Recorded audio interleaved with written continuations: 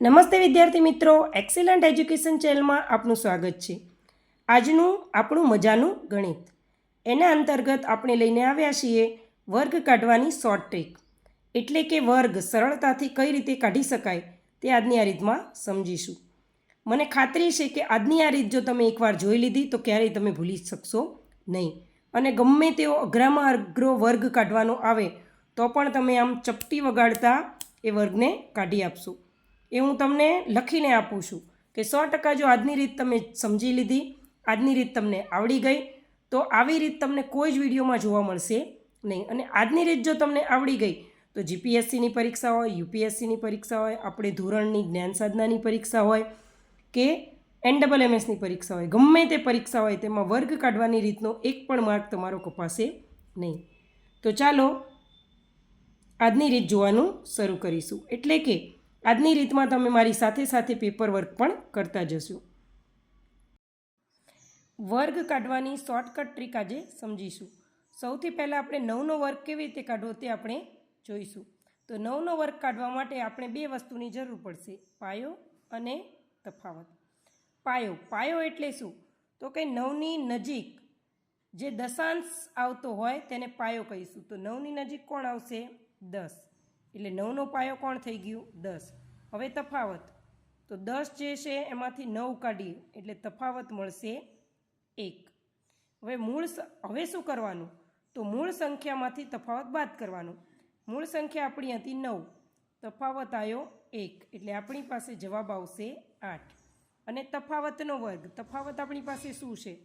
તો 1. 1નો વર્ગ 1, એટલે આપણી પાસે આવશે 8 અને 1, બંનેને આપણે જોડી નાખીએ તો 81 જવાબ આવે. એટલે 9નો વર્ગ થશે 81.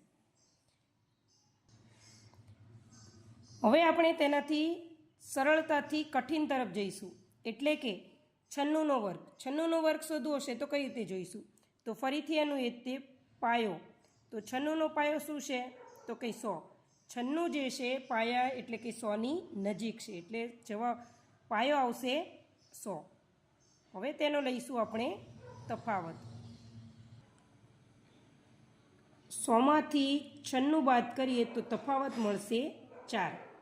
હવે પાછું એનું એ જ કહીશું કે મૂળ સંખ્યામાંથી તફાવત બહાર કરીશું. મૂળ સંખ્યા આપણી હતી 96, એમાંથી તફાવત બાદ કરીશું 4.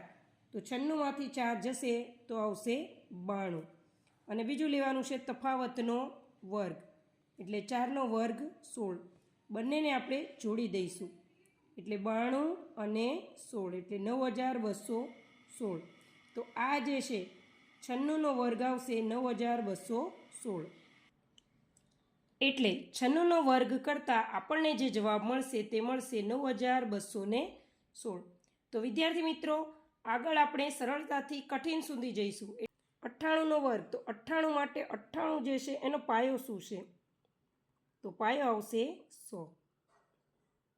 તફાવત 100માંથી 98 બાદ કરશું, 100 - 98 એટલે આવશે 2.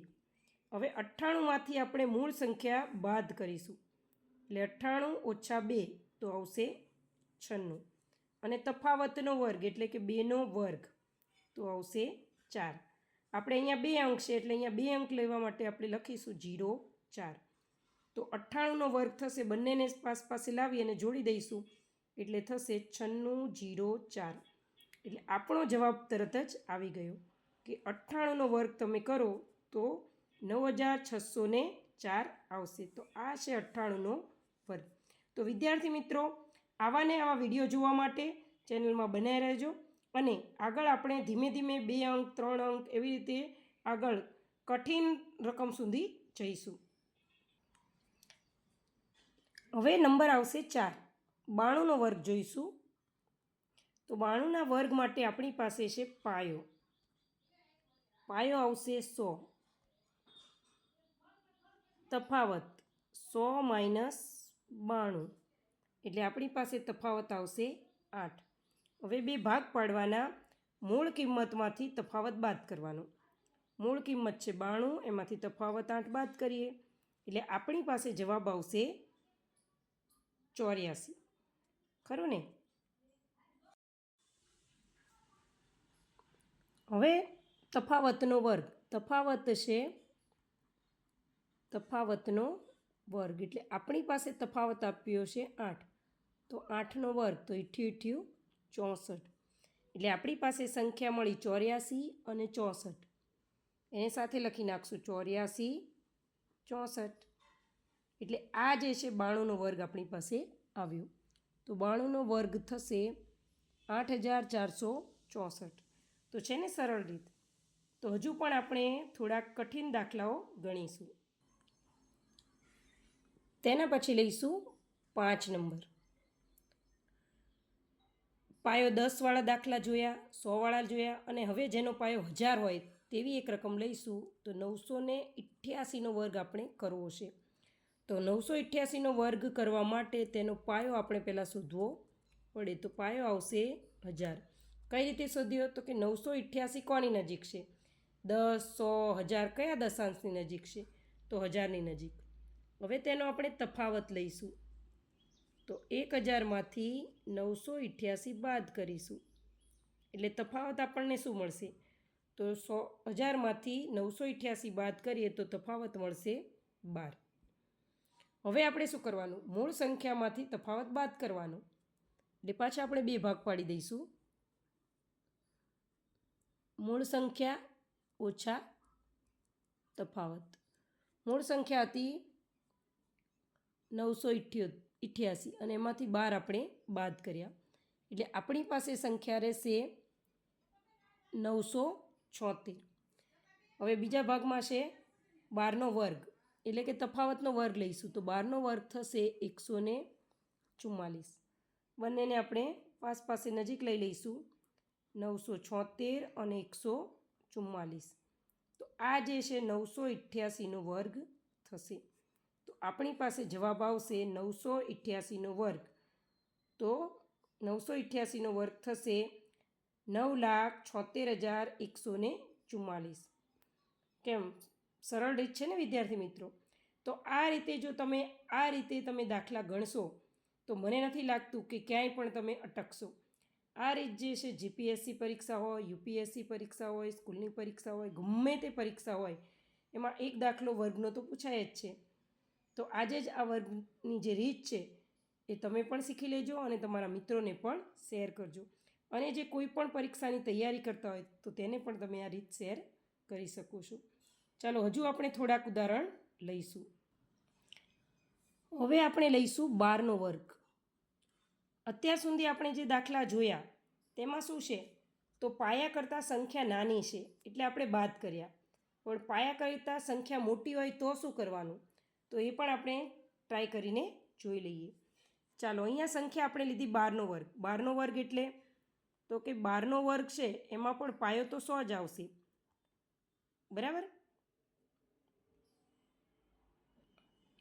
ચાલો અત્યાર સુધી આપણે જે છે એ પાયા કરતાં મૂળ સંખ્યા નાની હતી એવા દાખલા જોયા. હવે આપણે એવા જોઈશું દાખલા કે પાયા કરતાં મૂળ સંખ્યા મોટી હશે. હવે અહીંયા 12 લઈએ તો 12નો પાયો શું થશે? તો પાયો તો 12ની નજીકની સંખ્યા એટલે 10 જ થશે, બરાબર ને? તો 10 જે છે એના કરતાં 12 તો મોટા છે, તો શું કરવાનું? તો કંઈ નહીં, સિમ્પલ. મૂળ સંખ્યામાંથી માઇનસ કરતા હતા એની જગ્યાએ જો સંખ્યા મોટી હોય તો પ્લસ કરવાના. એટલે યાદવ નિયમ પ્રમાણે આપણે ચાલીશું. તો અહીંયા પાયો છે 110, તફાવત આવશે 12 ઓછા 10 એટલે 2. હવે અહીંયા કરશું મૂળ સંખ્યા વત્તા તફાવત અને તફાવતનો વર્ગ. તો મૂળ સંખ્યા છે 12, એમાં તફાવત આવ્યો 2, એટલે સંખ્યા મળી આપણી પાસે 14. અને તફાવત હતો 2, 2નો વર્ગ થશે 4. બંનેને જોડી દઈએ એટલે આપણી પાસે સંખ્યા આવશે 14 અને 4 જોડી દીધા એટલે 12નો વર્ગ થશે 144. તો આ રીતે તમે જે છે એ પાયા કરતાં જો સંખ્યા મોટી હોય તો પણ સરળતાથી દાખલો ગણી શકો છો.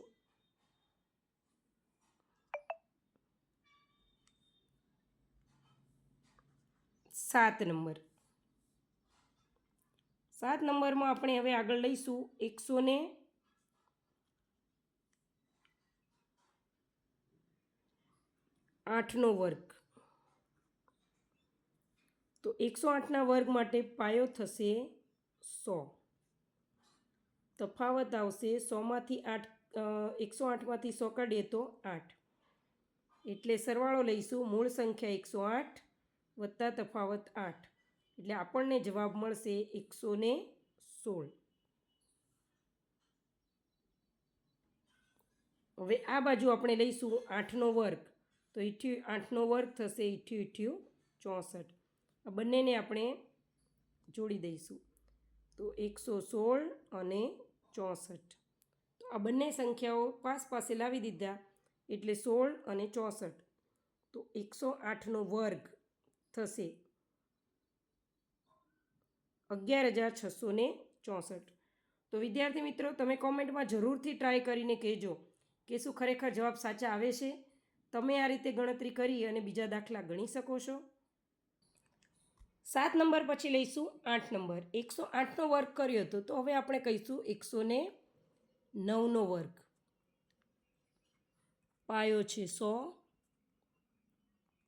તફાવત 9, બંનેનો સરવાળો એટલે 9 વત્તા 9 એટલે 118. 9નો વર્ગ 9 9 81. બંનેને જોડી દઈએ 118 અને 81. તો આ મળ્યો 109નો વર્ગ. 109નો વર્ગ થશે 11,881. તો એકવાર તમે પ્રેક્ટિસ કરો પછી ઝડપથી દાખલા આમ ચપટી વગાડતા તમે દાખલા ગણી શકો છો, ખરું ને? તો ચાલો હજુ પણ આપણે 3 સંખ્યા 4 સંખ્યાના આગળ દાખલા ગણીશું. તેના પછી આપણે રકમ લઈશું 1013. એનો વર્ગ આપણે શોધવો છે. તો 1013 એટલે 1013 કોનો, એનો પાયો શું છે? તો 1013નો મુખ્ય પાયો આવશે 1000. તફાવત આવશે 1013માંથી બાદ 13 કરીએ, 1013માંથી 1000 બાદ કરીએ તો તફાવત આવે 13. હવે 1013માં 13 ઉમેરી દઈશું એટલે 1013 વત્તા 13 એટલે આવશે 1000. 13 દુ 26 એટલે 1026. અને 13નો વર્ગ કરવાનો છે. તો 13નો વર્ગ થશે 169. બંનેને આપણે પાસે લખી દઈશું 1026 169. તો આ જે છે 1013નો વર્ગ તમને મળશે. એટલે 1013નો વર્ગ મળશે. 1 2 3 આંકડા અહીંયા. તો 10,26,169. તો આપણને સરળતાથી 1013નો વર્ગ શીખી લીધો, ખરું ને? આ જ દાખલો જો તમે ગણતરી કરવા બેસશો તો ઘણી ભૂલ થશે. એટલે સરળતાથી આપણે દાખલાની રીત આપણે લાવ્યા છીએ. તો આ જે છે આપણું વૈદિક ગણિત છે, એટલે કે ગણિત સાથે ગમત. તો રમત પણ કરતા જઈશું અને ગણિત પણ ગણતા જઈશું. તો વિદ્યાર્થી મિત્રો, આશા રાખું છું કે તમને આજની વર્ગ કાઢવાની રીત ખૂબ જ સરળતાથી અને સારી રીતે સમજણ આવી ગઈ હશે. ટૂંકમાં આપણે તેનું રિવિઝન કરી લઈએ. 9નો વર્ગ પાયો 10, 10માંથી 9 જાય તો 1, 9માંથી 1 જાય તો 8, 81. તેના પછી 96નો વર્ગ, બંને જોડ્યા 92 16 એટલે 92 16 96નો વર્ગ આવ્યો. તેના પછી 98નો વર્ગ, 96 0 4. તેના પછી 92નો વર્ગ. આ બધી જ રીત જે છે એ યાદવ નિયમ પ્રમાણેની રીત છે. 988, 12નો વર્ગ. અહીંયા જે છે પાયા કરતાં સંખ્યા મોટી છે એટલે તફાવત લીધેલો છે. જો પાયા કરતાં સંખ્યા નાની હોય તો બાદબાકી લઈશું એટલે 12નો વર્ગ 144 આવી જાય છે સરળતાથી. 108, એમાં પણ સરવાળો લીધો છે કારણ કે પાયા કરતાં સંખ્યા મોટી છે. 109, પાયા કરતાં સંખ્યા મોટી છે. 1013, એમાં પણ પાયા કરતાં સંખ્યા મોટી છે.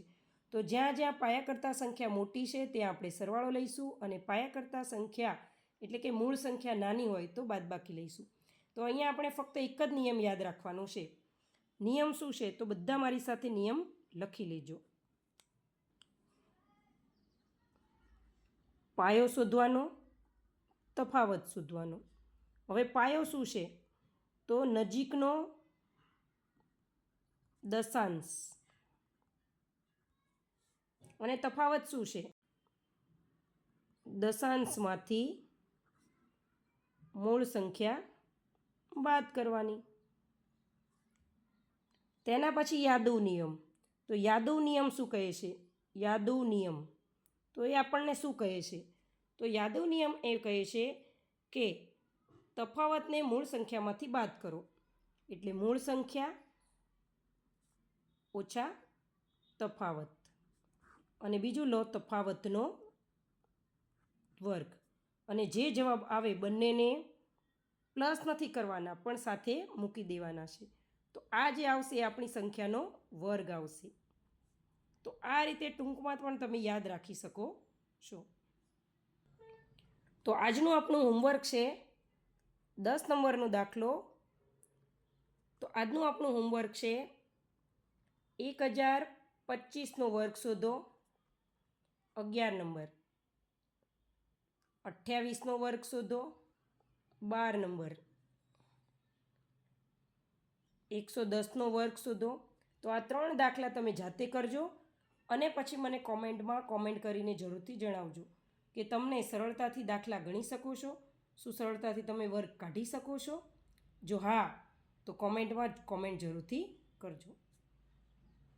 તો વિદ્યાર્થી મિત્રો, વિડીયો પસંદ આવ્યો હોય વિડીયોને લાઇક કરજો, મિત્રોને શેર કરજો, કોમેન્ટમાં કોમેન્ટ જરૂરથી લખજો. Thank you.